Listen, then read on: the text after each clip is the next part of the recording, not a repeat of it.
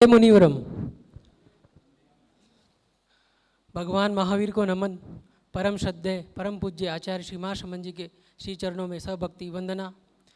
सभी चारित्र आत्माओं के चरणों में वंदन। टीपीएफ के आध्यात्मिक पर्यवेक्षक डॉक्टर मुनि श्री रजनीश कुमार जी के चरणों में वंदन।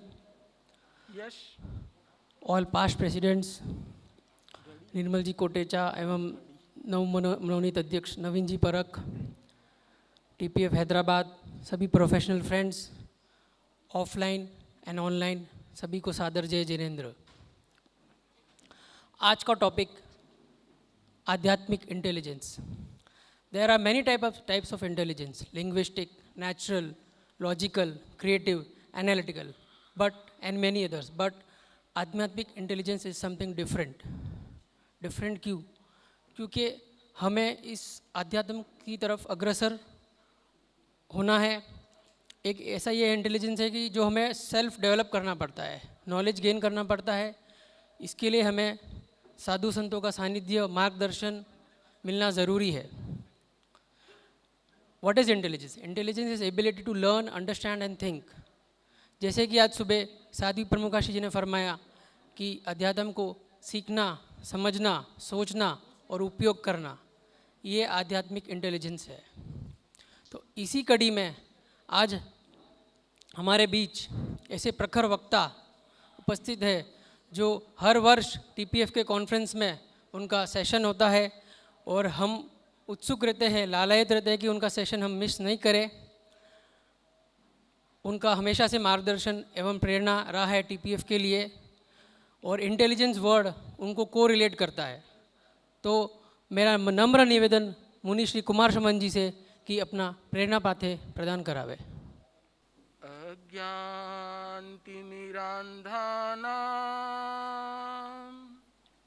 ज्ञानाञ्जनशलाकया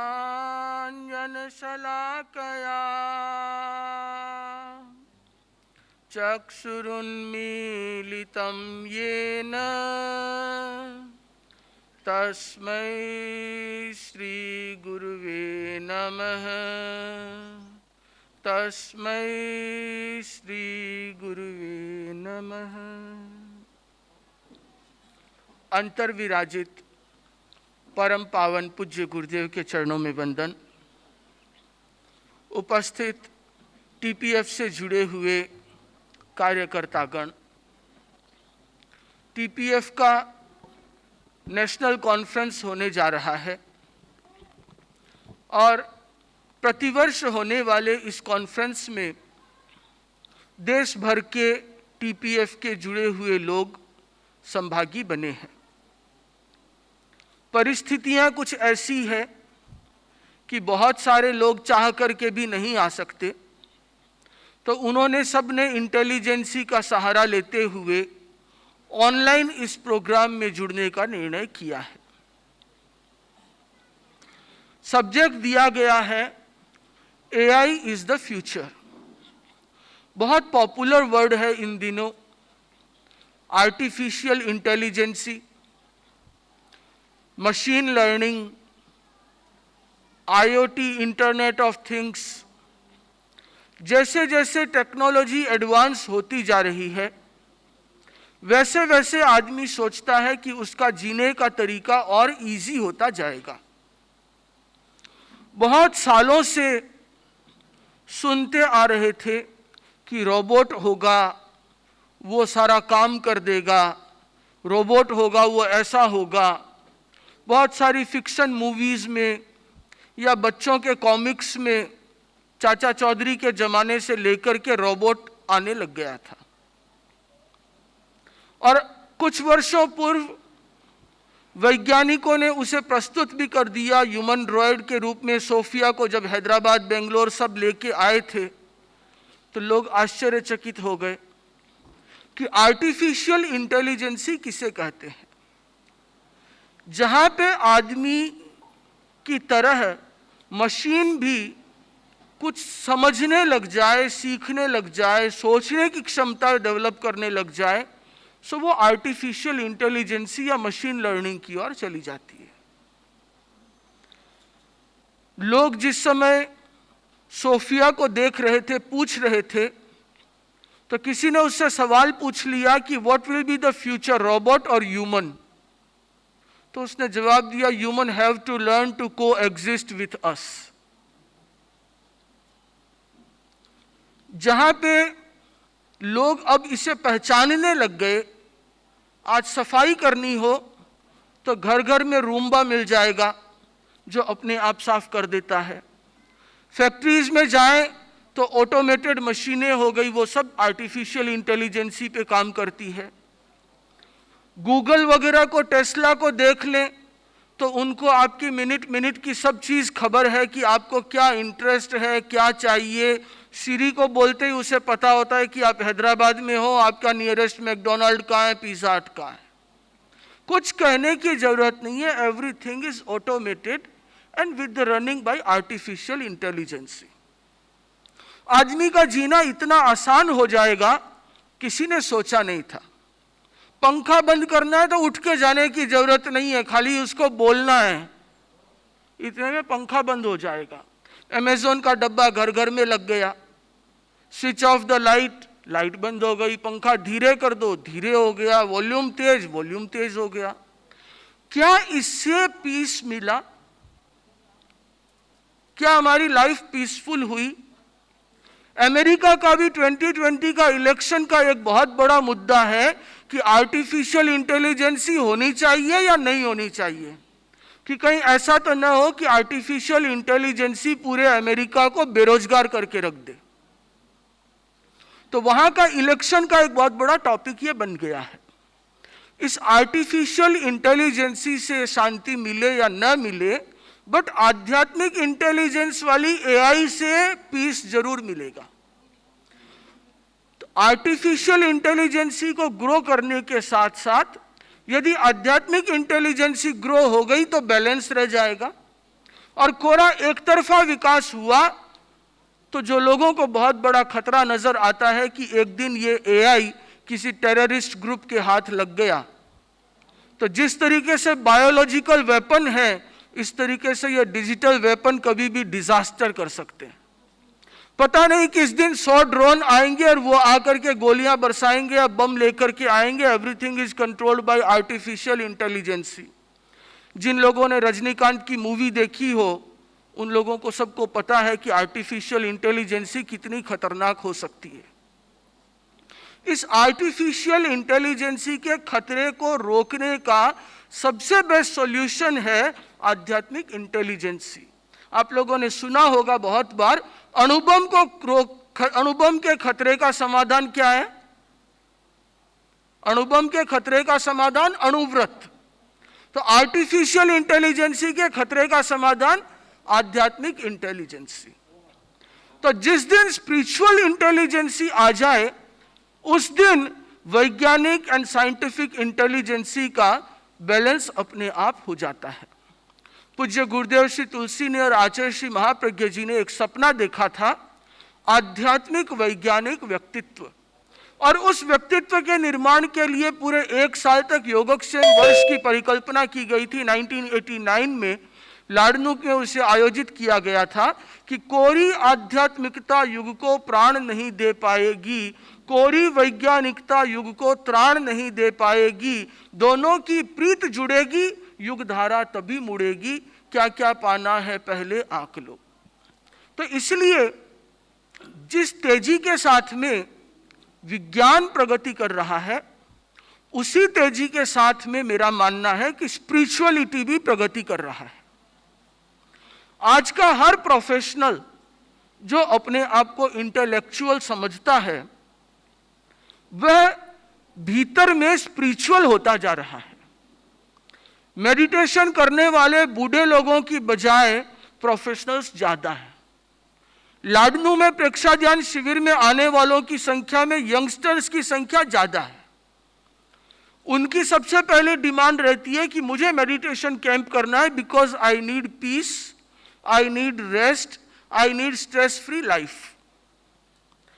नॉर्टन जी के जमाने में लोग ये सोचते थे या सोचते हैं कि मेरा बेटा, मेरा पोता, मेरा पड़पोता, मेरा उसके बाद का लड़पोता कैसे काम करेगा, कितना कमाएगा, उनका मकान बना दें। पारखों की हवेली कोई डूंगरगढ़ में जाकर के देखे तो मुझे लगता है कि जितने टीपीएफ के यहाँ मेंबर है सभी रह सकते हैं, इतनी हवेलियां हैं। वहां रहने वाला कौन? वहां रहने वाला तो अभी कोई भी नहीं। आज की जनरेशन क्या देखती है कि मैं और मेरा नेक्स्ट बहुत है, मेरा नेक्स्ट भी नहीं, नेक्स्ट को मैं योग्य बना दूं, वो अपने आप कमाएगा, खा लेगा। तो यहां पे पूरी मनोवृत्ति में चेंज है। जैसे जैसे इंटेलिजेंसी बढ़ी है वैसे वैसे बहुत सी चीजों में चेंज आया है पॉजिटिव साइड में। फॉर एग्जाम्पल, जब इनके दादाजी कुछ देते थे तो भवन में फोटो लगना कंपल्सन था। ये देते हैं तो पूछते हैं मारो नाम कठ लागसी, और नवीन बोला कि दे के भूल जाओ। ये फर्क जनरेशन का है इंटेलिजेंस के साथ में।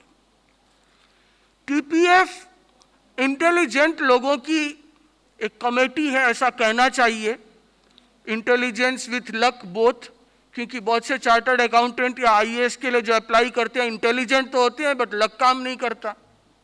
तो इंटेलिजेंसी भी है और लक भी है, और उनके साथ में यदि स्पिरिचुअल इंटेलिजेंसी मिल जाए, जैसा कि टीपीएफ ने एक बहुत अच्छा कोर्स स्टार्ट किया था स्पिरिचुअलिटी को ग्रो करने का, तो ये इसका कोर ऑब्जेक्टिव है, व्यक्ति निर्माण, कि जितने तेरापंथी प्रोफेशनल्स हैं उनके भीतर में हम स्पिरिचुअलिटी को कैसे डेवलप कर सकें। यदि हम स्पिरिचुअलिटी को ग्रो कर पाए तो उनका लाइफ अपने आप पीसफुल हो जाएगा, एंड देन आर्टिफिशियल इंटेलिजेंसी उनको ट्रबल नहीं करेगी बल्कि सपोर्टिव होकर के काम करेगी। एक मुझे कहानी याद आ रही है कि एक सेठ के 4 पत्नियां थी। उस समय होती थी, अब तो सोच भी नहीं सकता कोई आदमी एक भी झेल ले, बहुत है, पर उस समय में 4 पत्नियां होती थी, और उस 4 पत्नी के साथ में उसका व्यवहार एक जैसा नहीं था, हर को अलग तरीके से ट्रीट करता था। जो बड़ी वाली पत्नी थी वो उसका बहुत ध्यान रखती थी, हर समय उसका केयर करना सब कुछ, बट सेठ कभी उसके साथ 2 मिनट भी नहीं बिताता, एकदम जिसे कहते हैं कि नेग्लेक्ट करता था। सेकेंड नंबर वाली के साथ में वो भी उसका ध्यान रखती, तो उसके साथ में कभी ओकेजनली फॉरेन ट्रिप पे चला गया, उसको कुछ लेना देना या उसकी कोई जो डेली नीड्स है वो सारी कंप्लीट कर दी। थर्ड वाली पत्नी के साथ में तो मूवी देखने भी जाता था, कभी कभी आउटिंग के लिए निकल जाता, कभी कुछ ना कुछ सैटरडे संडे कुछ होता रहता। और फोर्थ वाली के साथ तो उसको बोले कि सुबह से शाम उसको खाली चौथी वाली याद रहता। जब मौका मिला चौथी वाली के साथ अपना समय बिताता था। एक दिन की बात, उस सेठ के मरने का टाइम आ गया, अब एक लास्ट ब्रेथ की स्थिति थी। उसने चौथी वाली पत्नी से कहा कि मैं मरने वाला हूं, क्या तुम मेरे साथ चलोगी? चौथी ने कहा कैसी बात, मैं तुम्हारे साथ नहीं जाऊंगी, तुम मरोगे तो मैं किसी और के साथ हो जाऊंगी। उसको तो झटका लगा, जिसके साथ मैंने सब कुछ बिताया अपना समय, most valuable time of life मैंने जिसके साथ स्पेंड किया, वो कह रहा है कि मैं तो साथ नहीं जाऊंगी और मैं किसी दूसरे के साथ हो जाऊंगी। थर्ड वाली को पूछा कि तुम मेरे साथ चलोगी? बोला साथ तो नहीं चलूंगी, मैं ज्यादा से ज्यादा क्या है कि आपको शमशान तक ले जाऊंगी और वहां पे आपका क्रियाकर्म करके उसके बाद तो अब क्या हो सकता है। सेठ को बहुत झटका लगा, दुख हुआ, बट कर भी क्या सकता था, लास्ट मोमेंट था, उसके पास में टाइम भी नहीं कि अपनी गलती को रेक्टिफाई कर सके। सेकेंड वाइफ को बुला करके पूछा कि वो दोनों तो नहीं जा रहे हैं, तुम तो चलोगी? तुम्हारा तो देखो मैंने ध्यान भी रखा है, फॉरेन ट्रिप भी करवाया है। तो सेकेंड ने कहा कि आपने बहुत मेरा किया है, बट मैं आपके पीछे रो लूंगी, ज्यादा से ज्यादा आपका जब एनुअल डे आएगा तो न्यूज़पेपर में एक ऐड दे करके और कर दूंगी कि भाई मेरे पति थे, उन्होंने मेरा बहुत ध्यान रखा, मुझे बहुत याद आते हैं, जिनकी स्मृतियां कभी भुलाई नहीं जाती। अब सेठ बोला यार, जिंदगी भर जिनके साथ किया, कोई भी साथ देने को ही तैयार नहीं है। पहली पत्नी से तो उसे कोई एक्सपेक्टेशन ही नहीं था, क्योंकि उसके साथ उसने बहुत बुरा व्यवहार किया था, न कभी उसका ध्यान रखा, न कभी केयर किया। फिर भी पूछने में क्या जाता है। फर्स्ट वाइफ को पूछा कि तुम मेरे साथ चलोगी? फर्स्ट ने कहा हाँ मैं आपके साथ चलूंगी। बोला पर मैंने तो तुम्हारा कुछ भी नहीं किया। बोला चाहे आपने नहीं किया बट मैं हर समय आपका साथ निभाने वाली हूं, मैं हर समय आपके साथ रहूंगी। और उस कहानी के लास्ट में मॉरल में वो लिखता है कि इसी प्रकार हर आदमी के 4 पत्नी होती है। चौथी पत्नी है धन दौलत संपत्ति, जिसके पीछे दिन रात भागते हैं और वो कहती है कि मैं साथ नहीं जाऊंगी, मैं मरने के बाद किसी और के साथ चली जाऊंगी। जिसके साथ सबसे ज्यादा समय बिताया वो तैयार नहीं है। थर्ड वाली है रिश्तेदार मित्र लोग, जिनके साथ में कभी सैटरडे संडे मूवी पे गए, पिकनिक पे गए, इधर उधर गए, वो कहते हैं कि शमशान तक छोड़ के चले जाएंगे। सेकेंड नंबर परिवार वाले, जिनके लिए आपने समय बहुत कम निकाला, यद्यपि फिर भी कभी कभी हो सकता है फॉरेन ट्रिप किया, वो कहते हैं कि हम तो साल में एक बार आपको याद कर लेंगे, वर्षी मना लेंगे, कभी न्यूज़ में ऐड दे देंगे न्यूज़पेपर में, कोई साथ जाने को तैयार नहीं। और पहली पत्नी है हमारी आत्मा, स्पिरिचुअलिटी, इंटेलिजेंसी जिसे कह सकते हैं, अध्यात्म, जो आपके साथ जाएगा, धर्म आपके साथ जाएगा, आत्मा आपके साथ जाएगी, जिसके लिए आपने बिल्कुल भी समय नहीं निकाला।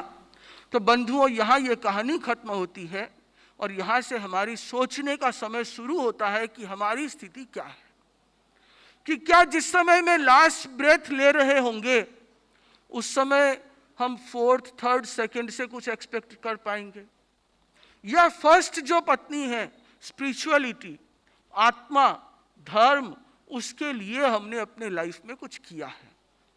तो यदि ये हमारा कॉन्शियस इतना सा जग जाए कि विज्ञान के साथ साथ में भौतिक सुख सुविधाओं के साथ साथ में अध्यात्म को पुष्ट करना है, आध्यात्मिक इंटेलिजेंसी को डेवलप करना है, तो बहुत सारी समस्याओं का समाधान हो जाएगा।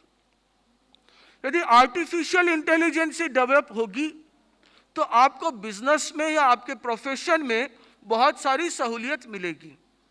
एक बार किसी एक टीपीएफ के एडवोकेट से मेरी बात हो रही थी, तो बता रहा था कि मशीन लर्निंग इतनी आ गई कि अब किसी केस के लिए हमें बहुत ज़्यादा बुक्स रेफर करने की ज़रूरत नहीं है। केस डालो, आर्टिफिशियल इंटेलिजेंसी मशीन अपने आप बता देती है कि कौन कौन से कोर्ट ने किस साल में कौन से केस में क्या क्या जजमेंट दिया है, इंटरनेशनल लॉ में कहाँ कहाँ पे क्या क्या इस तरीके के एविडेंस अवेलेबल हैं।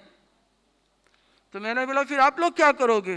बोला हम इस आर्टिफिशियल इंटेलिजेंसी का यूज़ करेंगे, उपयोग करेंगे। तो ह्यूमन रिप्लेस हो जाएगा? बोला नहीं, क्योंकि ह्यूमन की इंटेलिजेंसी हमेशा अबव है। तो आर्टिफिशियल इंटेलिजेंसी आपकी सपोर्टिव बनेगी काम करने में, बिजनेस को ग्रो करने में, प्रोफेशन को ग्रो करने में। यदि आज टेली नहीं हो तो मुझे नहीं लगता ये सीए कोई भी अच्छी तरीके से ऑडिट भी कर पाएंगे क्या। सब मशीन है, 2 मिनट में खटखट दबाया, बैलेंस शीट रेडी है।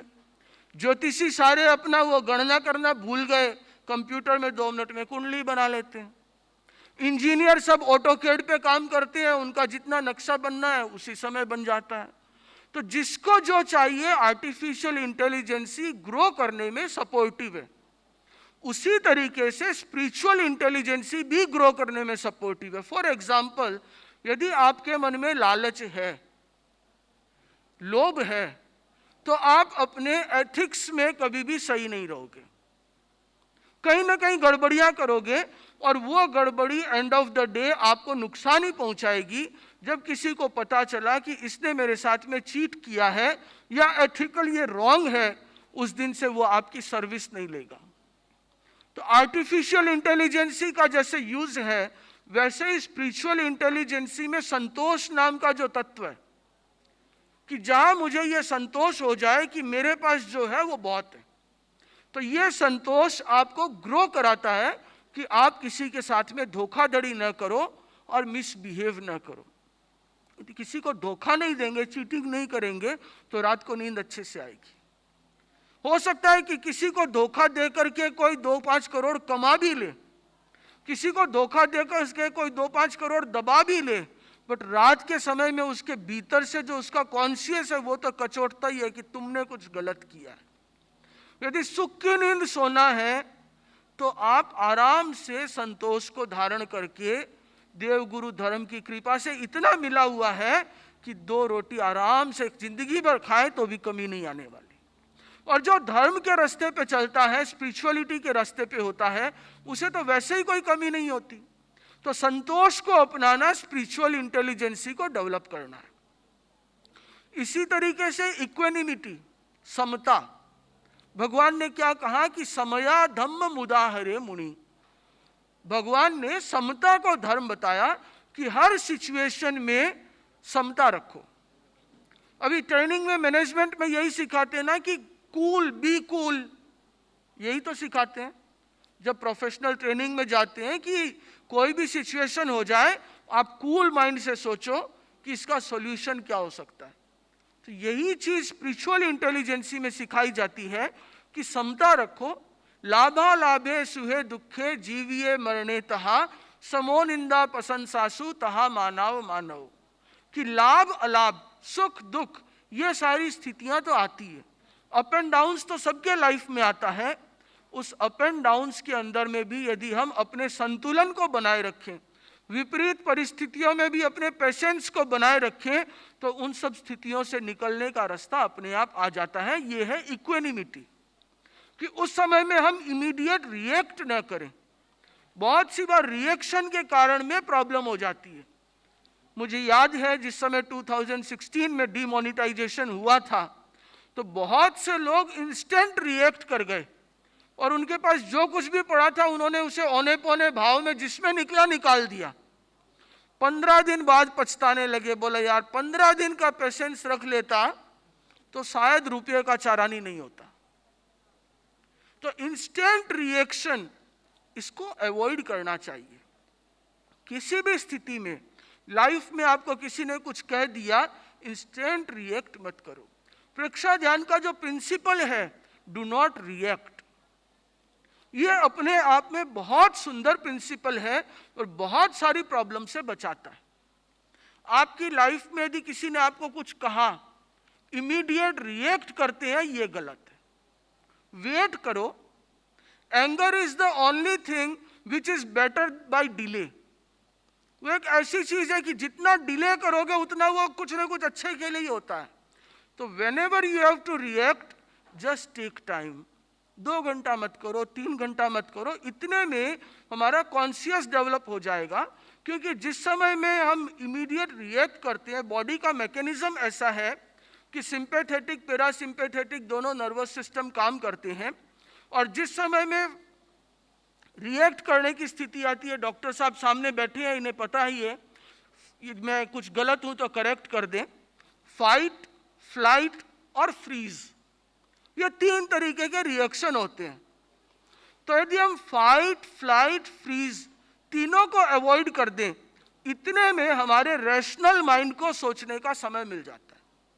और जब रैशनल माइंड को सोचने का समय मिलता है, तो फिर वो इमीडिएट आपको सही दिशा में ले जाता है। और इंस्टेंट रिएक्शन में बहुत सी बार ऐसा होता है कि हमारे सोचने की क्षमता रुक जाती है।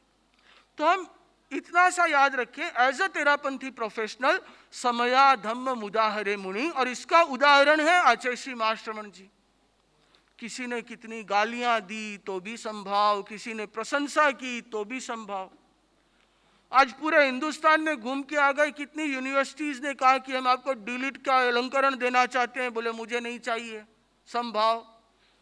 कोई दूसरा हो तो बहुत खुश हो जाए। किसी ने कुछ गाली दी तो भी संभाव, बोले कि कोई बात नहीं, अपने क्या फर्क पड़ता है। मुनि का धर्म है समता। तो उसका कुछ अंश हमारे जीवन में भी आए तो हमारी स्पिरिचुअल इंटेलिजेंसी डेवलप होगी। स्पिरिचुअल इंटेलिजेंसी ग्रो करती है जब हम अपने ईगो को कंट्रोल में करते हैं। Being as a professional, ego का चांस बढ़ जाता है। क्योंकि हर आदमी, पहला तो आप लोग अपने अपने परिवार के पहले MBA, पहले CA, गोल्ड मेडलिस्ट, मेरे गांव का पहला, कोई अपने चोखले का पहला है, तो सब बोलते हैं अरे फलान चंद जी को बेटो तो कितना होशियार है, डॉक्टर बन गयो, या फलानो तो CA का मायने रैंक होल्डर है। अब वो जब 50 लोगों से सुनते हैं, या ऑफिस में नीचे 50 लोग सब ऑर्डिनेट के रूप में हो, तो ईगो का डेवलप होना बहुत पॉसिबल है। और जहां कहीं भी ईगो डेवलप होगा वहां रिलेशनशिप खत्म होगी।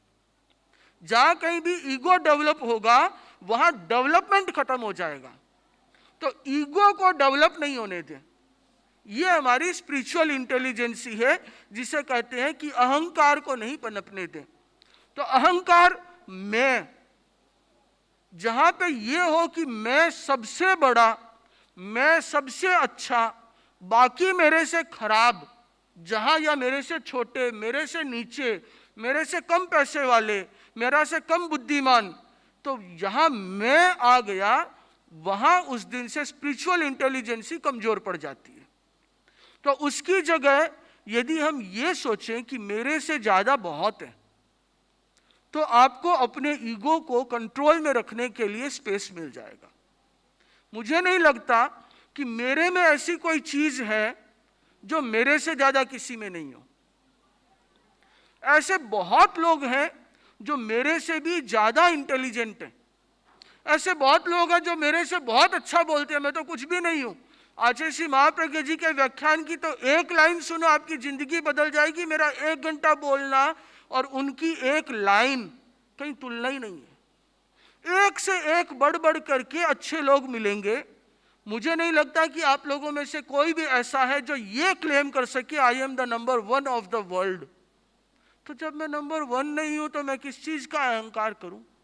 तो अपने अहंकार को कंट्रोल में रख लें तो हमारा बिहेवियर हमारे सब कलीग्स के साथ में, परिवार वालों के साथ में, सबऑर्डिनेट्स के साथ में अच्छा होगा, जो आपको अपने प्रोफेशन में ग्रो करने में मदद करेगा। तो इन सब चीज़ों को यदि हम अपना कंट्रोल कर सकें तो हमारी स्पिरिचुअल इंटेलिजेंसी ग्रो करेगी। जिस तरीके से एआई कुछ ना कुछ सीखती रहती है, ऐसा नहीं है कि उसको पहले दिन ही सारा कुछ सिखा दिया जाता है लॉजिक, बट उसको अपना एल्गोरिदम और लॉजिक से वो डे बाय डे ग्रो करती है। गूगल का वॉइस रिकॉग्निशन भी जैसे जैसे आप यूज करोगे वो हर बार और बेटर रिजल्ट आपको परफॉर्म करके देगा। तो ये कब है कि it is learning daily and growing daily. तो उसी तरीके से जैसे जैसे हम अपने भीतर में स्पिरिचुअल इंटेलिजेंसी को यूज करते हैं, जैसे जैसे आप क्षमता का विकास करोगे, 2 बार रिएक्ट नहीं करोगे, तो तीसरी बार रिएक्शन की सिचुएशन में आपका कॉन्शियस माइंड अपने आप रोक देगा कि डू नॉट रिएक्ट, रिएक्ट मत करो। और इंस्टेंट रिएक्ट नहीं करने से आप अपने आप ग्रो करोगे। तो स्पिरिचुअल इंटेलिजेंसी भी लर्निंग एंड ग्रोइंग का ही फेज है। जैसे जैसे what we do not use we lose. तो जिसका हम यूज नहीं करते, चाहे ब्रेन का यूज नहीं किया, तो ब्रेन धीरे धीरे कमजोर पड़ जाता है। लेते हैं कि आजकल बुढ़ापे में भी लोगों को सुडोकू, क्विज, कुछ ना कुछ करते रहना चाहिए, लैंग्वेज सीखते रहना चाहिए, ताकि ब्रेन के नए न्यूरॉन्स जनरेट होते चले, अपना कनेक्शन बनाते चले। तो लर्निंग तो लास्ट तक इंपॉर्टेंट है। Everyone is student till the last breath. तो इसी तरीके से हम स्पिरिचुअल इंटेलिजेंसी को भी लर्निंग एंड ग्रोइंग, जितनी बार साधु संतों के पास जाए, उनसे कुछ टिप्स लें, प्रवचन सुने, उसमें से कोई एक बात को निकालें और उसे अपनी आदत में डाल दें, तो मुझे लगता है कि हम सबकी स्पिरिचुअल इंटेलिजेंसी, आध्यात्मिक इंटेलिजेंसी डेवलप हो पाएगी।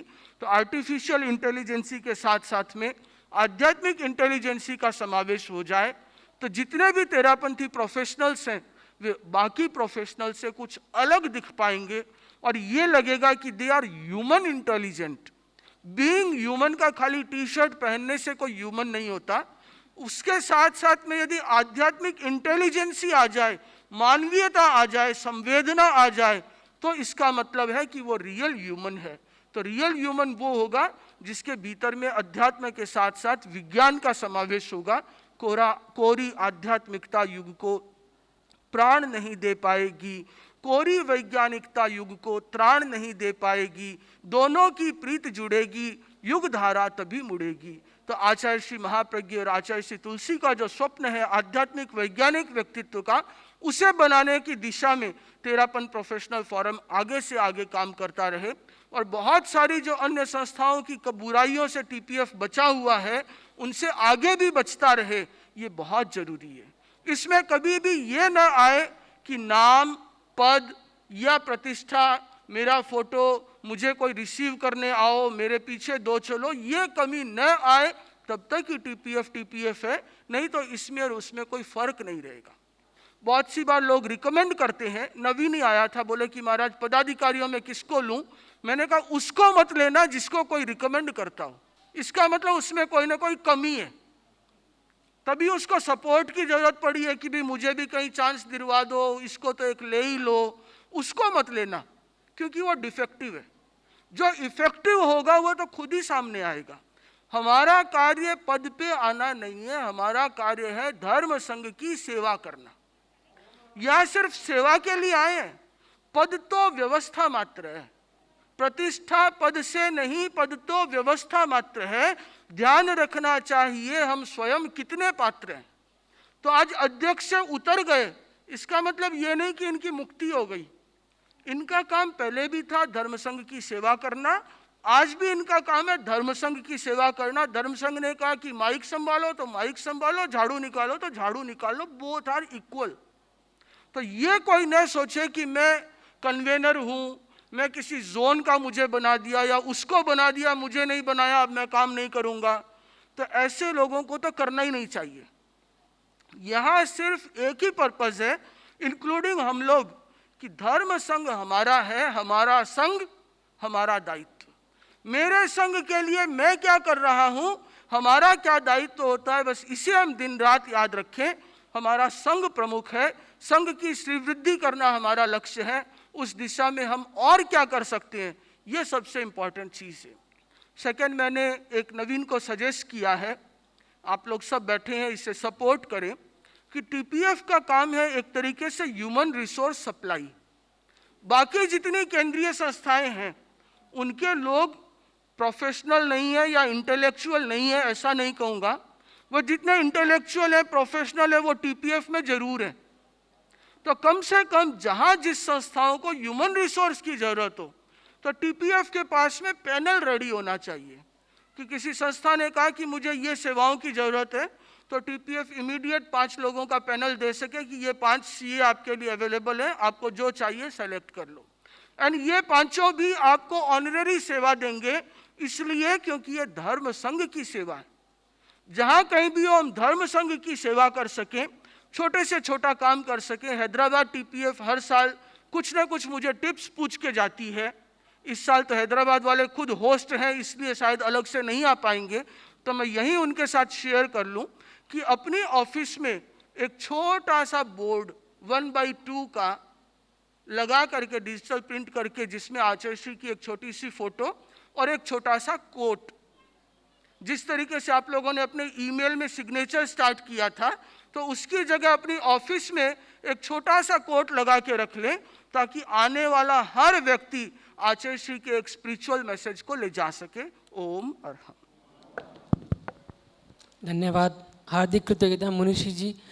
कहानी के माध्यम से बड़े ही सुंदर ढंग से आपने हमें समझाया कि स्पिरिचुअल इंटेलिजेंस की तरफ हमें कैसे आगे बढ़ना है।